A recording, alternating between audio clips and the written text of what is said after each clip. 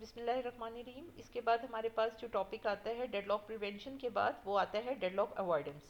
तो deadlock avoidance के अंदर आप बेसिकली क्या कह रहे हैं कि डेडलॉक अवॉइडेंस के अंदर हम इस तरह हम क्या करेंगे कि हमें रिक्वायर्ड है system has additional prior information available about the use of the resources by the processes.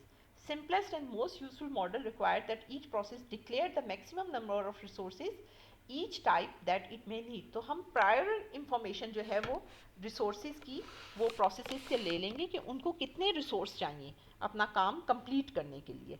So prior information जब हमारे हाथ में होगी तो हम उसके मुताबिक अपने एल्गोरिदम को रन करेंगे और फिर उसके ऊपर चेक करेंगे कि कहीं डेडलॉक तो नहीं अकर हो रहा, और अगर डेडलॉक अकर हो रहा है तो उसको फिर हम अवॉइड करने के लिए जो है वो कोई ना कोई तरीका अडॉप्ट करेंगे। सो अब हमारे पास वो कह रहे हैं the deadlock avoidance algorithm dynamically examine the resource allocation state to ensure that there can never be a circular wait condition. Resource allocation state is defined by the number of available and allocated resources and the maximum demand of the processes. तो हम resource allocation state जो है उसको पहले check करेंगे कि क्या उनकी allocation की state है. allocation state का क्या मतलब है कि currently हमारे पास कितने available हैं pool के अंदर हमारे पास resources, कितने resources उसमें से allocate हो चुके हुए हैं प्रोसेसेस को, और अभी स्टिल उनकी मैक्सिमम डिमांड इनिशियली क्या थी और उनमें से कितने उनको हमने एलोकेट कर दिए और अब उनकी फ्यूचर डिमांड क्या है. ये सारी इंफॉर्मेशन जब हमारे पास प्रायर पिक्चर के अंदर होगी तो फिर हम अवॉइडेंस का एल्गोरिदम रन करके इस चीज़ को चेक कर सकेंगे कि क्या हम डेडलॉक को इसके अंदर अवॉइड कर सकते हैं कि नहीं कर सकते, या अवॉइडेंस हम डेडलॉक जो है वो उसको किस तरह डिटेक्ट कर लें. तो जब हम टाइमली इसको डिटेक्ट कर लेंगे तो इनडायरेक्ट वे में हम उसको अवॉइड कर सकेंगे. अब इसके अंदर दो टर्मिनोलॉजीज होती हैं, safe and unsafe state. So what is safe state कि अगर तो आपका प्रोसेस रिक्वेस्ट करता है किसी रिसोर्स की और आप उसको इमीडिएट एलोकेशन जो है अगर करते हैं उस रिसोर्स की, तो उसको रिसोर्स को एलोकेट करने से पहले हम इस चीज़ को चेक कर लें कि क्या उसको एलोकेट करने से हमारा सिस्टम जो है उस कहीं डेडलॉक में तो नहीं चला जाएगा. तो अगर तो डेडलॉक में नहीं जाता तो हम उसको सेफ स्टेट कहेंगे. और अगर हमारे सारे प्रोसेसेस एलोकेट करने से रिसोर्सेज डेडलॉक के अंदर नहीं जाते तो फिर वो जो जिस सीक्वेंस के अंदर हम उनको रन कर रहे हैं, पहले हमने जिस तरह P1 को किया, फिर P2 को किया, फिर P4 को किया, तो ये सीक्वेंस हमारे पास जो है वो बेसिकली सेफ सीक्वेंस कहलाया जाएगा. सीक्वेंस आपके पास देखें उसने जिस तरह लिखा हुआ है कि P1 P2 P3 up till Pn जो है वो सीक्वेंस जो है वो आपके पास हो सकता है. Is safe for each process Pi the resources that Pi can still request can be satisfied by the currently available resources plus the resources held by all Pj, which j is less than I. In other words, a safe sequence specify the order in which the processes can be finished. तो हम basically Pi के बाद Pi ने resources कुछ request किए हैं और जब वो held किया हुआ है किसने, Pj ने, और जब Pj जो होगा वो रिसोर्सेज जो है वो रिलीज़ करेगा तो Pi उसको यूज़ करके अपना काम कंप्लीट कर लेगा. तो जिस सीक्वेंस के अंदर ये सारा काम हो रहा होगा वो सीक्वेंस हमारे पास अगर स्मूथली रन हो गया तो that sequence is known as the safe sequence. If Pi resource need are not immediately available तो फिर हम थोड़ी देर के लिए Pi को वेट कराएंगे, और जब Pj अपना काम कंप्लीट करके रिसोर्सेज को रिलीज करेगा तो फिर Pi जो है उन रिसोर्सेज को यूटिलाइज करके अपना काम कंप्लीट करेगा. एंड सिमिलरली जब हमारे पास Pi टर्मिनेट होगा तो Pi+1 जो होगा वो अपना रिसोर्सेज को ऑब्टेन करके अपने काम को कंप्लीट करेगा. तो एक सीक्वेंस के साथ हम चल रहे हैं, पहले Pi फिर Pj फिर Pk and so on. So basic आपके फैक्ट्स क्या हैं कि अगर तो system is in the safe state यानी सब एग्जीक्यूशन सेफली हो गई है then there is no deadlock. लेकिन अगर आपका सिस्टम जो है वो अनसेफ स्टेट में है तो फिर हमारे पास सिस्टम जो होगा possibility of deadlock will arise in it. So avoidance क्या है कि ensure that the system will never enter in an unsafe state. So अब हमारे पास ये उसने डायग्रामेटिकली बता दिया. इसके बाद हमने एक एग्जांपल के थ्रू इसको एक्सप्लेन किया है कि लेट्स अज्यूम कि हमारे पास 12 टेप्स हैं और हम इन टेप्स के साथ चेक करना चाह रहे हैं कि हमारे प्रोसेसेस हैं ये तीन जिनकी मैक्सिमम नीड क्या है 10 4 9. ऑलरेडी हम उनको क्या एलोकेट कर चुके हैं 5 2 2 ऑलरेडी एलोकेट कर चुके हैं रिसोर्सेज इस 12 टेप में से. तो आपके पास और इनकी फ्यूचर नीड कितनी बनेगी अगर हम देखें तो फ्यूचर नीड के हिसाब से हमारे पास 10 -5 करें तो P0 को अभी स्टिल 5 मोर डिस्क चाहिए, टेप्स चाहिए. P1 को स्टिल अभी 2 मोर टेप्स चाहिए 4 -2, और फिर 9 -2 करेंगे तो 7 अभी स्टिल इसको टेप्स चाहिए अपना काम कंप्लीट करने के लिए। ये हमने इसकी फ्यूचर नीड जो है उसको कैलकुलेट किया हुआ है, ठीक है। और अब हम ये देखेंगे कि ऑलरेडी हम कितने एलोकेट कर चुके हैं 12 टेप्स में से, तो इट इज़ 9। तो हमने 9 ऑलरेडी टेप्स एलोकेट कर चुके हैं। तो 12 में से अगर हम 9 को निकालें तो आपके पास क्या बनता है 3। तो इसका मतलब है पूल के अंदर हमारे पास सिर्फ 3 टेप्स जो हैं फिलहाल अवेलेबल हैं, ठीक है। ये 3 टेप्स हमारे पास सिर्फ अवेलेबल हैं।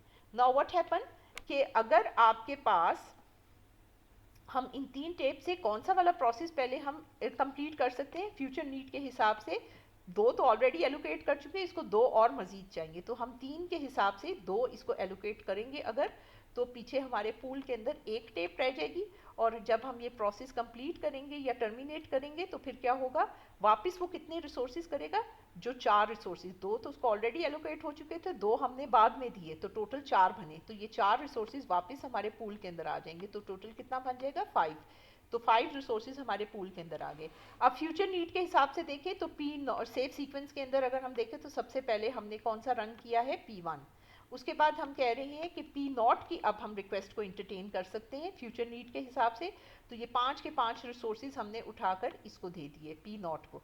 तो पीछे पूल के अंदर हमारे पास क्या रह गया है 0, ठीक है, 0 रिसोर्स रह गया। सो जब ये इसकी फ्यूचर नीड कंप्लीट हो जाती है तो फिर क्या करेंगे कि ये अपने जो मैक्सिमम इसकी 5+5 सारे के सारे जो एलोकेट उसको हुए हुए थे और जो इसकी फ्यूचर नीड हमने फुलफिल कर दिए वो सारे रिसोर्सेज रिलीज कर देगा। तो वापस पूल के अंदर कितने रिसोर्सेज आ जाएंगे 10, ठीक है। सो वापस हमारे पूल के अंदर कितने बन गए हैं रिसोर्सेज 10। लास्ट में जो है फ्यूचर नीड के हिसाब से P2 प्रोसेस है जिसको कितने रिसोर्सेज चाहिए 7। तो 7 रिसोर्सेज जब हम इसको दे देंगे 10 में से तो पीछे पूल के अंदर हमारे पास कितने रह गए 3। जब ये अपना काम कंप्लीट कर लेगा तो रिटर्न कितने करेगा, जो उसको एलोकेट हुए थे प्लस जो हमने उसको फ्यूचर नीड के हिसाब से दिए थे, तो ओवरऑल कितने बने 9। तो 9 ये वापस रिटर्न करेगा। तो अगर हम देखें तो हमारे पूल में फिर से दोबारा टेप्स कितनी बन गई हैं 12, ठीक है। सो इट मीन्स कि हमने 12 टेप्स जो हैं उनसे हमने अपना प्रोसेस जो है वो कंप्लीट कर लिया है। उसके बाद हमारे पास जो है हम वापस सेव सीक्वेंस हमारा फिर क्या बना P1 P0 उसके बाद हमने एग्जीक्यूट किया था और लास्ट में हमने जो था वो P2 हमने एग्जीक्यूट किया था। तो ये हमारे पास जो है वो टोटल सेव सीक्वेंस इसका बनता है अगर हमारे पास एक सिंगल रिसोर्स है जो टेप है और उसके इंस्टेंसेस कितने हैं 12। सो इसके बाद हमारे पास उसने ये आप अगली स्लाइड के अंदर जो है वो सेव सीक्वेंस की बात की है और फ्यूचर नीड की बात की है और फिर उसको एग्जीक्यूट करके दिखाया हुआ है। अच्छा, इसके बाद हमारे पास एक और मेथड है जिसके थ्रू हम एलोकेशन ग्राफ के ज़रिए भी इस चीज़ को डेडलॉक्स को आइडेंटिफाई कर सकते हैं। सो उसके अंदर हम क्या कह रहे हैं कि हमारे पास एक क्लेम एज होती है। अगर एक प्रोसेस PI ने रिक्वेस्ट की है RJ रिसोर्स की, so indicate that the process PI may request an instance of the resource RJ represented by the dashed line. तो हमारे पास एक क्लेम एज होती है। Claim edge converts into the request edge when a process request a resource, ठीक है। सो उसने दो बताया हुआ कि एक प्रोसेस जो है वो क्लेम कर सकता है कि मुझे ये वाला रिसोर्स चाहिए, ठीक है। और जब वो क्लेम वेरीफाई हो जाती है कि हाँ यही रिसोर्स इसको चाहिए तो वो कन्वर्ट किस में हो जाती है रिक्वेस्ट एज के अंदर। उसके बाद when the resource is assigned to the process request edge reconvert to the assignment edge. तो जब उसकी रिक्वेस्ट जो है वो फुलफिल हो जाती है तो फिर उसको वो जो है रिसोर्स वो असाइन हो जाता है। तो फिर वो आपकी जो एरो है या जो एज है वो किस में कन्वर्ट हो जाता है असाइनमेंट एज के अंदर। And when the resource is release by the process assignment edge reconvert to the claim as.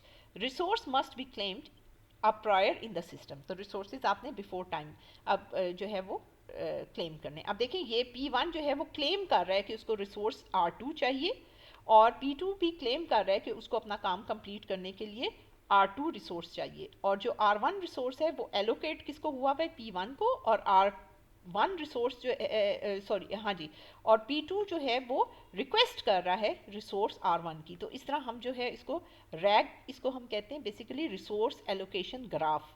तो रिसोर्स एलोकेशन ग्राफ के अंदर हम डेडलॉक को इस तरह स्टडी करते हैं कि क्या अगर इसके क्लेम एज को हम रिक्वेस्ट एज में कन्वर्ट कर दें और इसके क्लेम एज को हम रिक्वेस्ट एज के अंदर कन्वर्ट कर दें तो क्या इससे कहीं डेडलॉक की सिचुएशन तो नहीं अराइज हो जाएगी।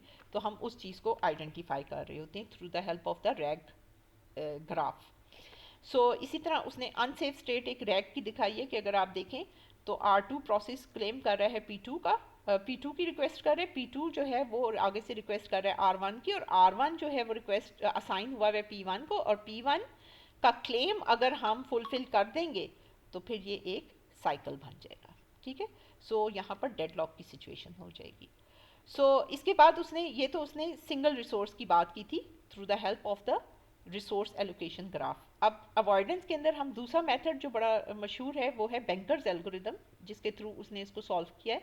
अब वो कह रहे हैं कि multiple instances of the resources, each process must have a prior claim maximum use. When the process requests a resource, it may have to wait.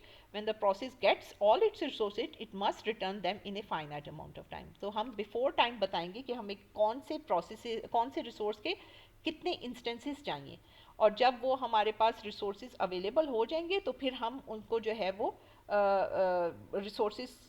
उन प्रोसेसेस को रन करेंगे, और फिर वो फाइनाइट अमाउंट टाइम के अंदर उनको वो रिसोर्सेज रिटर्न भी करने हैं। इसके अंदर हम जो डाटा स्ट्रक्चर्स यूज़ करेंगे, n तो रिप्रेजेंट कर रहे हैं नंबर ऑफ प्रोसेसेस को, m रिप्रेजेंट कर रहे हैं नंबर ऑफ रिसोर्सेज को। अगेन हमारे पास अवेलेबल का एक वेक्टर है, अवेलेबल के अंदर हमने इंफॉर्मेशन रखी हुई है कौन कौन से रिसोर्सेज और वो कितने इंस्टेंसेस उसके हमें अवेलेबल हैं, ठीक है। इसकी लेंथ अगर हम m कहते हैं तो इसका मतलब है हमारे पास m रिसोर्सेज हैं, और हर रिसोर्स जो है उसके कितने इंस्टेंसेस हैं उसको हमने k से रिप्रेजेंट किया हुआ है। और मैक्सिमम हमारे पास एक मैट्रिक्स है जिसके अंदर 2 डायमेंशनल मैट्रिक्स, जो क्या शो कर रहा है कि प्रोसेस अगर हम कह रहे हैं कि PI, और उसको रिसोर्स हम कहते हैं A, और उसके कितने इंस्टेंसेस उसको चाहिए हम कहते हैं 3। तो ये आपके पास जो है क्लेम एक तरह का मैक्सिमम वो बता रहा है कि प्रोसेस PI को मैक्सिमम A रिसोर्स के 3 इंस्टेंसेस चाहिए तो वो अपना काम कंप्लीट कर सकता है। एलोकेशन जो है वो आपके पास अगेन एक मैट्रिक्स है 2 डायमेंशनल अरे, जिसके अंदर हम बता रहे हैं कि ऑलरेडी उस प्रोसेस को, यानी अगर हम कहते हैं प्रोसेस PI रिसोर्स है हमारे पास A, तो उसको ऑलरेडी पहले से हमने कितने रिसोर्सेज जो है वो एलोकेट किए हुए, तो हम कहते हैं हमने अभी एक रिसोर्स जो है वो इसको एलोकेट किया हुआ है। उसके बाद हमारे पास जो है नीड आपका ये बता रहा है कि फ्यूचर नीड इसकी क्या हो सकती है। देखिए उसने मैक्सिमम डिमांड की हुई है 3 की, उसमें से एक हमने इसको एलोकेट किया हुआ है, तो रिमेनिंग फ्यूचर उसकी नीड कितने की हो सकती है 2 की, यानी कि 3-1 हम करेंगे। मैक्सिमम उसकी रिक्वायरमेंट 3 की है, उसमें से एक रिसोर्स उसको एलोकेट हुआ है, तो रिमेनिंग उसकी नीड कितनी बनती है 2 की। तो ये उसने यहाँ फार्मूला दिया हुआ है कि ये आपका प्रोसेस का सब्सक्रिप्ट शो हो रहा है, ये आपका रिसोर्स का सब्सक्रिप्ट शो हो रहा है, और मैक्सिमम आपके पास जो प्रोसेस और उसका रिसोर्स कितना एलोकेट हुआ हुआ है, कितना उसकी डिमांड है और कितना उसको एलोकेट हुआ हुआ है, वो उसमें से माइनस करेंगे तो नीड हमारे पास आ जाएगा। अब उसने एक एग्जांपल ली है कि वो कह रहे हैं let's assume that we have 5 processes, और हमारे पास जो रिसोर्सेज हैं वो 3 हैं। ए का इंस्टेंस 10 है, बी के 5 हैं, और सी के हमारे पास 7 इंस्टेंसेस हैं। हमने ये एक शुरू में एक डायग्राम सी बनाई है जिसके अंदर हमारे पास जो है वो टेबल की शक्ल में बता रहा है कि ये 5 हमारे पास प्रोसेसेस हैं।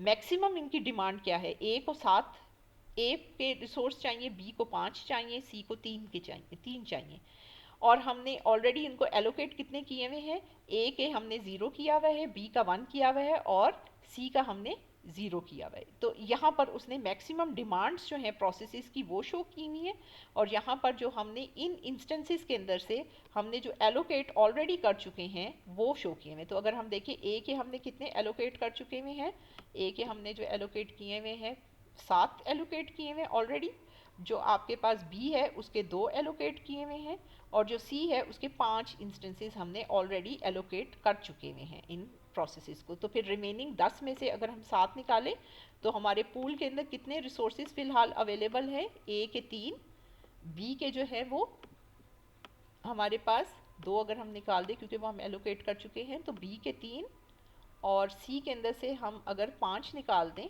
7 में से तो कितने रह गए 2। तो हमारे पास ऑलरेडी 3-2-2 जो है वो हमारे पास रिसोर्सेज अवेलेबल है। तो ये अवेलेबल इस वक्त शो कर रहा है कि हमारे पूल के अंदर इस वक्त रिमेनिंग कितने अवेलेबल रह गए हुए हैं रिसोर्सेज, तो वो है 3-3-2। अब हम इनकी फ्यूचर नीड्स कैलकुलेट करेंगे। तो फ्यूचर नीड के लिए हर प्रोसेस के लिए हमने किस तरह निकालना है कि इसकी मैक्सिमम डिमांड कितनी है और एलोकेट कितने हो चुके हैं, तो रिमेनिंग इसकी कितनी डिमांड बनेगी। तो अगर हम ए की देखें तो 7 - 0, तो इसको स्टिल अभी 7 ए के चाहिए, 5 - 1 इसको 4 जो है वो बी के चाहिए, और 3 माइनस 0 इसको सी के 3 चाहिए रिसोर्सेज, तो ही ये अपना काम कंप्लीट कर सकेगा। इसी तरह P1 प्रोसेस को आप कितने चाहिए 1, उसको फर्दर और चाहिए A का, 2 उसको चाहिए B का, और 2 ही चाहिए उसको C का।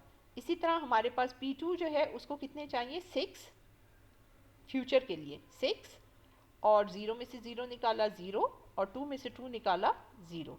तो ये इसकी फ्यूचर नीड हम निकाल रहे हैं। बेसिकली हर प्रोसेस की इसी तरह हम निकालेंगे, मैक्सिमम माइनस एलोकेशन से नीड का वेक्टर कैलकुलेट कर लेंगे। ये नेक्स्ट स्लाइड पे उसने नीड का सारा वेक्टर जो है वो कैलकुलेट किया हुआ है। उसके बाद आपने क्या किया है, नीड आपकी कितनी है, एलोकेट कितने हुए हैं, और हमने वर्क बेसिकली वो क्या कह रहा है, अवेलेबल जो आपके रिसोर्सेज करंटली है। अब अगर हम देखें तो हमारे अवेलेबल कितने हैं 332, और नीड पी नॉट की कितनी है 743। ये तो हम इंटरटेन नहीं कर सकते। P1 को अलबत्ता हम इंटरटेन कर सकेंगे क्योंकि इसको एक ही चाहिए A का, 2 B के और 2 C के चाहिए। तो जब हम इस अवेलेबल के अंदर से 332 के अंदर से हम इसकी नीड को फुलफिल कर देंगे, यानी कि हम 1 2 2 इसको दे देंगे, तो रिमेनिंग आपके पास क्या रह जाएंगे रिसोर्सेज पूल के अंदर, आपके पास 210 रह जाएंगे। तो जब ये अपना काम कंप्लीट कर लेगा ये प्रोसेस P1 जो है, तो फिर वो क्या करेगा कि वो ये जो रिसोर्सेज उसने लिए थे ऑलरेडी, जो इसको एलोकेट हुए हुए थे और जो इसकी नीड थी वो हमने फुलफिल कर दी है, तो ये सारे रिसोर्सेज वो वापस पूल के अंदर भेजेगा। तो अगर हम इसको पहले ऐड करें तो ये क्या बन जाएगा 3, ये बन जाएगा 2 2। तो हमने वापस उसने पूल में कितने भेजे हैं 3 2 2, क्योंकि नीड वाले और प्लस जो ऑलरेडी एलोकेट हुए थे सारे उसने रिलीज कर दिए। तो it will become 2 3 5। So next stage के पर हमारे पास सिचुएशन में क्या आ जाएगा 5 3 2। अब 5 3 2 से अब ये हमारा सीक्वेंस के अंदर P1 को हमने सबसे पहले एग्जीक्यूट कर दिया है, तो P1 हमने आंसर के अंदर लिख दिया कि इसको एग्जीक्यूट कर दिया। अब 5 3 2 से हमारी कौन सा वाला प्रोसेस एग्जीक्यूट हो सकता है नेक्स्ट, तो वैसे तो हम देखें तो ये सारे ही अब जो रिमेनिंग रह गए वो इजीली एग्जीक्यूट हो जाएंगे, तो सीक्वेंस कुछ भी बन सकता है, लेकिन हमने सिंप्लिसिटी के लिए मैंने इसको इसी सीक्वेंस के अंदर लेके आगे चल रही हूँ कि आपके पास नेक्स्ट हम P2 को एग्जीक्यूट करते हैं। तो जब आपके पास रिसोर्सेज आपके पास पूल के अंदर कितने हैं 5 3 और 2, और इसके अंदर से हमने क्या किया है कि 302 जो है वो रिसोर्सेज हमने किसको देने हैं, हमने सॉरी 302 नहीं, ये मैंने गलत लिख दिया, इसकी तो नीड है 600, इसको हम इंटरटेन नहीं कर सकते। सो नेक्स्ट आप P3 को इंटरटेन कर रहे हैं बेसिकली। सो इसकी नीड कितनी है, इसकी नीड है 011, तो हम 011 रिसोर्स अगर इसको दे देते हैं तो पीछे पूल के अंदर हमारे पास क्या रह जाएगा 1 2 5।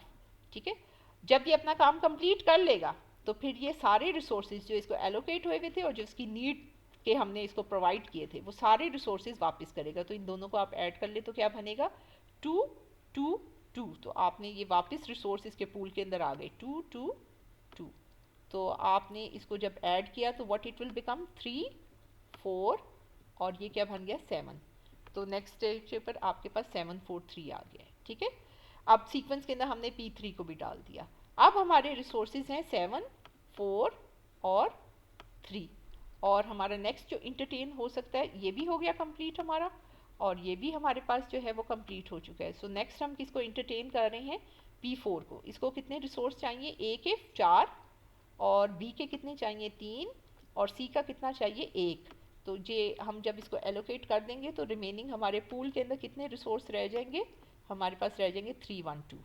जब ये अपना काम कंप्लीट कर लेगा तो ये हमें जो इसको एलोकेट हुए थे और जो इसकी नीड थी वो सारे रिसोर्स हमें वापस कर देगा। सो व्हाट विल हैपन कि आपके पास 4 3 and 3 he will return back.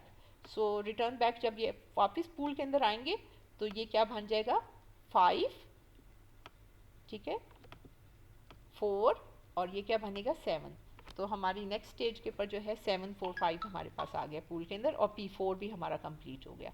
So P4 भी हमारा कंप्लीट हो गया, P3 भी हमारा कंप्लीट हो गया, और P1 भी हमारा कंप्लीट हो गया। अब आपके पास नेक्स्ट वो साइकिल के अंदर ऊपर जाएगा, और फिर आपकी नीड क्या है 7 4 3। ठीक है, सो अब हमारे ऑलरेडी जो पूल के अंदर हैं रिसोर्सेज वो कितने हैं 7 4 5, और P1 की भी अब हम नीड पूरी कर सकते हैं, उसको कितने चाहिए 7 4 और 3। तो जब हम इसकी रिक्वायरमेंट को पूरा करेंगे तो रिमेनिंग हमारे पूल के अंदर कितने रिसोर्सेज रह जाएंगे? 0 0 2। जब ये अपना काम कंप्लीट कर लेगा तो ये जो इसकी नीड थी और इसके एलोकेटेड रिसोर्सेज ये सारे पूल के अंदर वापस भेजेगा। So what he will return back to us, he is returning basically 7 और फिर आपके पास 5 और फिर उसके बाद वो क्या रिटर्न कर रहा है? 3। So it will become 5 5 7। सो हमारे पूल के अंदर अब 755 आ गया है, ठीक है। उसके बाद हमारे पास P1 भी हो गया, P3 भी हो गया, सॉरी P1 भी हो गया, हमारे पास P3 भी हो गया, P4 भी हो गया और P0 भी हो गया। अब लास्ट रह गया हमारे पास, हम कहाँ पर हैं स्टेज के ऊपर? किस स्टेज के ऊपर? 755 के ऊपर हमारे पास रिसोर्सेज अवेलेबल हैं पूल के अंदर। उसमें से हमने 600 जो है वो इसकी नीड को पूरा करना है। So how much left? It will become 5 5 1। जब ये इसकी नीड को पूरा कर देगा तो रिटर्न कितने करेगा? रिटर्न ये करेगा 9 0 2। तो जब आप इसको ऐड करते हैं तो ये क्या बन रहा है? 7 5 10, ठीक है। सो यही हमारे रिसोर्सेज थे शुरू में कि 10 ए का था, 5 जो थे वो बी के थे और 7 जो थे वो सी के थे। तो सारे रिसोर्सेज हमारे पूल के अंदर वापस आ गए और हमारी एग्जीक्यूशन भी कंप्लीट हो गई। तो ये हमारे पास सेफ सीक्वेंस कहलाएगा क्योंकि सारे प्रोसेसेस जो हैं वो आपके इजीली इसके अंदर एग्जीक्यूट हो गए।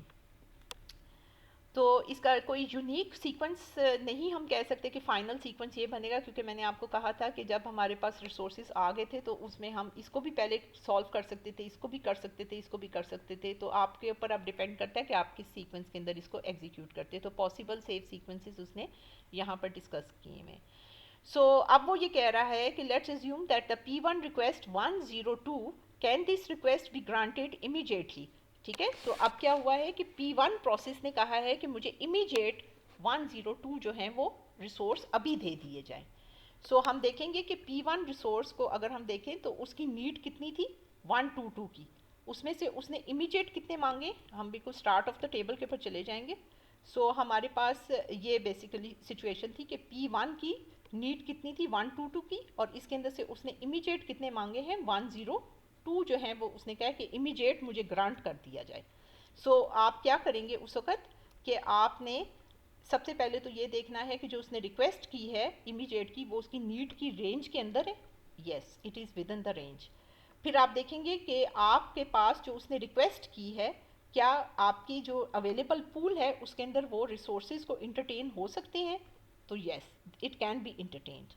तो फिर आप क्या कर रहे हैं कि आपने 102 रिसोर्स जो हैं वो पहले 332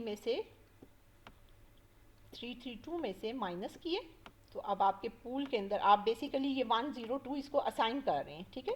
सो पूल के अंदर आपके पास क्या रह जाएगा? 0 3 और 2, ठीक है। फिर आपने ये इसको दे दिए ये रिसोर्सेज, तो इसने अपना काम जो है वो कंप्लीट किया, ठीक है। और साथ में आपने क्या किया? नीड के अंदर से भी इसको माइनस करना है, क्योंकि इसकी नीड पहले थी 122 की, इसमें से आपने 102 इसको इमीडिएट असाइन कर दिए हैं, ठीक है। सो इसकी नीड अब पीछे 122 की नहीं रही, बल्कि अब इसकी नीड कितने की हो जाएगी? इसकी नीड हो जाएगी आपके पास 0 2 0 की। तो जब ये अपना काम कंप्लीट कर लेगा तो फिर उसके बाद ये आपकी जो रिसोर्सेज हैं उनको वापस रिलीज़ कर देगा, ठीक है। तो जब वो इसको रिसोर्सेज को रिलीज़ करेगा तो ये उसने आगे आपको स्टेप्स बताए हुए, ये जो मैंने अभी माइनस करके आपको दिखाया है कि आपने इस 3 में से पहले इसको 102 जो था असाइन कर दिया, तो ये आपके पास पीछे 230 रह गया। और जो इसकी नीड थी उसमें से भी पहले इसकी नीड 122 की थी, उसमें से आपने 102 इमीडिएटली इसको ग्रांट कर दिए, तो पीछे नीड आपकी कितनी रह गई है? 2020 की इसकी नीड रह गई है, ठीक है। और ये जो आपने रिसोर्सेज इसको ग्रांट किए हैं वो आपने इसको एलोकेट किए हैं ना, तो ये एलोकेशन के अंदर ऐड हो जाएंगे। सो इट विल बिकम 302, ठीक है। तो जब ये अपना काम कंप्लीट कर लेगा तो फिर ये जो इसकी नीड थी और जो इसको एलोकेट हुए हुए थे रिसोर्सेज, ये सारे के सारे वो पूल के अंदर वापस भेज देगा। तो जब वापस भेजेगा तो 230 के अंदर क्या ऐड होगा? 0 2 3 2 और 2, तो 322 इसमें अगर आप ऐड करें तो हमारे पास दोबारा नई जो अवेलेबल रिसोर्सेज बनेंगे वो आपके 532 बन जाते हैं। फिर बाकी एग्जीक्यूशन आपने उसी तरह चलानी है कि नेक्स्ट इस रिसोर्स के साथ अब कौन सी नेक्स्ट नीड जो है वो पूरी हो सकती है, फिर नेक्स्ट कौन सी एंड सो ऑन, और फिर आपने सेव सीक्वेंस इससे जो है वो जनरेट कर लेना है। सो आपके पास येस P1 रिक्वेस्ट में बी ग्रांटेड इमीडिएटली। इसी तरह सेकंड उसने क्वेश्चन किया है कि अगर कोई प्रोसेस पी नॉट रिक्वेस्ट करता है कि इमीडिएट उसको 2020 इमीडिएटली ग्रांट कर दिया जाए, तो आपने सबसे पहले तो देखना है कि उसकी नीड क्या थी। तो P1 की नीड थी हमारी 743 सॉरी, और ये आप इसकी रेंज के अंदर है, तो इसलिए नीड तो इसकी हम पूरी कर सकते हैं। रिक्वेस्ट हमने देखी कि क्या ये अवेलेबल की रेंज के अंदर है, yes it is with in the available range. फिर हमने क्या किया कि हमने सबसे पहले इसमें से 332 में से आपने 0 to 0 को माइनस करना है, उसके बाद नीड के अंदर से भी इसको माइनस करना है और एलोकेशन के अंदर इसको ऐड कर देना है। उसके बाद जब ये काम कंप्लीट कर लेगा तो फिर आपने वापस रिसोर्स को सारी चीज़ें वापस कर देनी है।